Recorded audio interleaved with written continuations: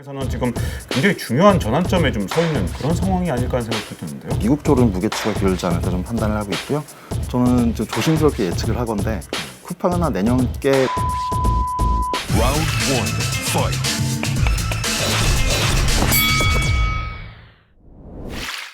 당장 이 비전 펀드 1이 이렇게 지금 계속해서 실패했다는 이런 얘기가 나오다 보니까 비전 펀드 2도 준비하는 것 같은데 과연 그건 또 성공할 수 있을까요? 어떻습니까? 비전 펀드 2는 사실상 지금 중단된 상태고요. 완전히 중단됐나요? 네, 지금 손정 회장이 작년 5월 제가 3일이었던 걸로 기억하는데 네. 그때 비전 펀드 1을 상장을 시키고 비전 펀드 2를 출범할 뜻을 언론에 은근히 흘려요.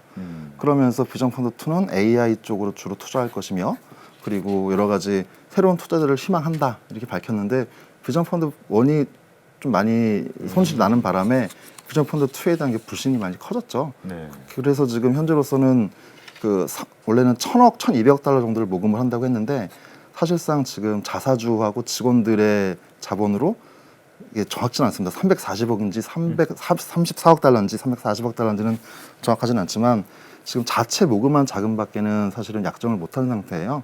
그러다 보니까 지금 코로나19 사태 이후로 여러 가지 자본시장에서 좀 경색된 흐름이 흘러가고 있고 하다 보니 현재로서는 조심하고 되게 보수적으로 접근하자는 기조가 강하고 그래서 소 회장도 일단은 회사 내부 문제부터 좀 수습을 해야겠다라고 판단을 해서 비전 펀드 2는 사실상 좀 당분간은 얘기가 나오지 않을 것 같습니다. 그렇게 비전 펀드 2 계획했던 것도 잘 안 될 정도면 소프트뱅크 입장에서는 지금 굉장히 중요한 전환점에 좀 서 있는 그런 상황이 아닐까 하는 생각도 드는데요. 네, 그렇죠. 손 회장이 이게 군 전략이라는 걸 써요. 군 전략? 네, 무리 군자를 써서 군 전략인데 네. 아무런 상관없는 그 비즈니스나 기술 같아도 이거를 여기저기에다가 투자를 하고 나면은 네. AI 혹은 그다음에 공유 자동차 네. 그리고 혹은 자동차 모빌리티 기업 투자를 하고 나면 언젠가 말씀드렸지만 선을 이으면은 이게 하나가 산업군이 된다는 거죠. 땅 따먹기 하듯이. 예, 땅 따먹기 하듯이. 네. 이 군 전략을 쓰고 있는데 그러다 보니까 되게 비싼 값에 좋은 기업들을 사려고 많이 노력을 했고 너무 많은 기업을 샀고 그러다 보니까 이 손실이 커졌고 그리고 아까 말씀드렸잖아요. 300년 단위를 이렇게 보고 있는데 300년 뒤면은 이제 감정을 가진 로봇가 이제 판매될 것이다, 대중화될 것이다라고 지금 손 회장은 보고 있는데 그런 식으로 미래를 그리면서 가다 보니까 이게 사실은 투자자들은 5년과 10년, 되게 5년과 10년도 굉장히 길죠. 근데 자기 당장 캐피탈 게인을 얻고 싶어 하는데 손 회장의 300년, 30년 계획을 기다려주긴 사실 어렵죠. 네. 그러다 보니까 전반적으로 포트폴리오 정리라든가 그다음에 외부 투자 유치에 대해서 굉장히 좀 신중해질 수밖에 없는 상황이 됐고요. 그리고 당장 소프트뱅크가 저는 사실 소프트뱅크가 이게 회사가 망하거나 어려워질 거라고 생각하지는 않아요. 예를 들어서 소프트뱅크가 지금 현금성 자산이 3조 3천억 엔 정도 있거든요. 네. 근데 소프트뱅크 앞으로 2년 내에 갚아야 될 기업 부채가 1조 7천억 엔 정도 되니까 차이가 좀 있으니까 회사는 자체는 괜찮은데 앞으로 지금 투자한 사업을 어떻게 정리할 것이며 옥석 가리기를 내부적으로도 할 것이고 그러면서 앞으로 가고 있는 길에 대해서 우리가 가고 있는 방향이 맞나 지금 재설정이 필요할 것 같고 그리고 손정 회장이 앞으로 본인이 그동안 투자자의 길을 걸었다면은 다시 사업가의 길로 돌아와서 사업가의 길을 걷게 되지 않을까라는 생각이 듭니다. 네, 그렇군요. 자, 그렇게 이제 손 회장의 어떤 비즈니스 모델이나 이런 것들이 좀 바뀌어 간다면 네. 당장 우리나라하고 연관되어 있는 쿠팡이라는 기업이 있지 않습니까? 네. 이 쿠팡이 사실은 지금처럼 막대한 적자를 보고도 계속해서 사업을 확장해 나갈 수 있었던 건 손정희 회장의 정말 엄청난 투자가 있었기 때문인데 여기에도 좀 변화가 생기지 않을까요? 저는 좀 조심스럽게 예측을 하건데 쿠팡은 한 내년께 나스닥 상장하지 않을까라고 좀 조심스럽게 예측을 해봅니다. 나스닥 상장? 네. 이게 왜 그런 생각이 들었냐면 네. 제 개인적인 추측이니 판단은 여러분께 맡기겠습니다. 네. 쿠팡이 지난해 실적을 내면서 적자 규모가 7천억 원으로 줄었다.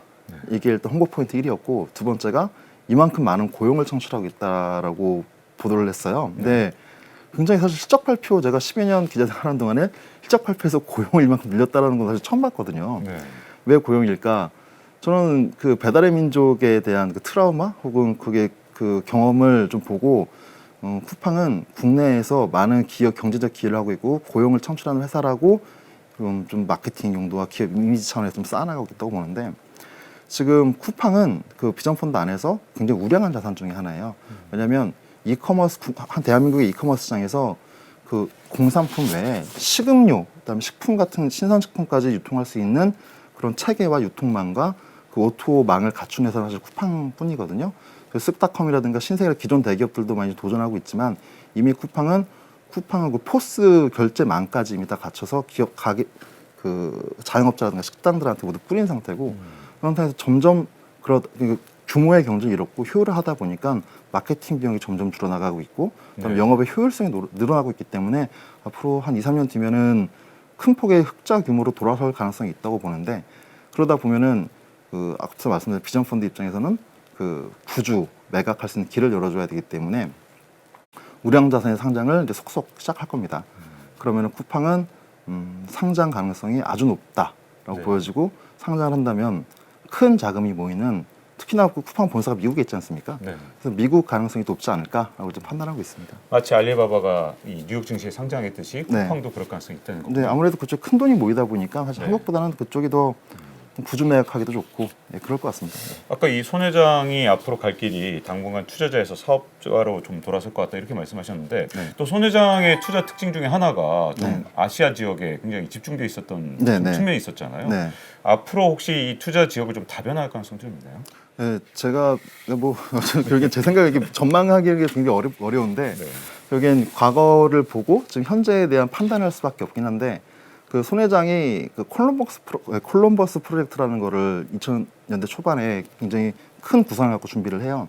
그게 뭐냐면 미국 통신 사업 진출인데 그래서 인수한 게 스프린트였고 그래서 지금 이번에 인수한 게 T-모바일을 인수해서 미국의 통신시장 진출을 이렇게 수건 사업인데 재밌는 게 일본의 그 손정희 디스카운트란 말이 있어요. 일본 증시에 손정희 디스카운트. 네, 이게 무슨 얘기냐면 프리미엄이 아니라 디스카운트. 거꾸로 깎인다는 거군요. 근데 손정희 회장이 굉장히 미래에 대한 투자를 많이 하고 과도한 부채를 일으키다 보니까 소프트뱅크 주가가 디스카운트에 있다. 이게 왜 그러냐? 손정희 때문이다. 그래서 손정희 디스카운트 말이 좀 억울하시겠는데. 네.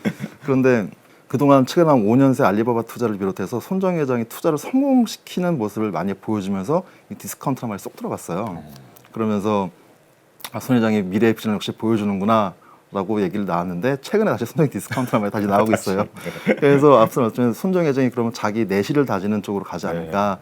특히나 그 앞서 그 미국 통신 사업에 확대를 할 거로 보이는데 일단은 지금 여러 가지 자산을 매각해야 되는 상황이기 때문에 지금 T-모바일 인수한 지분 자체를 지금 도이치텔레콤에 매각한다는 지금 얘기가 나오고 있는데 그럼에도 불구하고 도이치텔레콤과 손잡고 5G 시장을 위해서 할 것 같아요. 그러면은 그 안에 내부 5G 통신망이라든가 장비라든가 이걸 어디에 누구 걸 쓸 것이냐. 저는 그 미중 무역 분쟁, 코로나19 사태로 불거진 미중 관계 악화 이쪽에서 좀 풀어봐야 될 거라고 생각을 하는데 그쪽에서 미국에서 지금 현재 그 중국의 화웨이 규제도 강하게 하고 있고 이런 상황에서 손정희 회장이 그러면 중국과의 관계를 돈독하게 만들 수 있겠느냐. 그다음에 게다가 이번에 알리바바 지분도 팔았지 않습니까? 마윈도 이사회에서 나가지 않았습니까? 중국과는 어느 정도 그 점점 관계를 네트워크를 좀 더 줄여 나가면서 미국 쪽으로는 무게추가 기울지 않을까 좀 판단을 하고 있고요. 그런 차원에서 손 회장이 원래 비전 펀드 2 같은 경우는 AI를 중심으로 한 중국향 투자를 좀 지향을 하고 있었는데 사실 비전 펀드 2도 사실상 이제 좀 잠정 중단됐기 때문에 일단은 비전 펀드 1의 정리와 그리고 미국 중심의 통신 사업 확장, 그다음에 내실을 좀 다지는 차원으로 사업의 전환에 나설 것 같습니다. 네. 자, 오늘 이 손정희 회장의 소프트뱅크의 현재와 그리고 앞으로 미래의 전망에 대해서 좀 들어봤고요. 그리고 이 공유경제 위기론에 대해서도 이 중앙일보 이코노미스트의 김윤경 기자를 모시고 자세히 알아봤습니다. 오늘 정말 감사드립니다. 감사합니다. 네. 자, 경제 한방 마칠 시간입니다. 다음 시간에 또 뵙겠습니다. 감사합니다. Round 1, fight.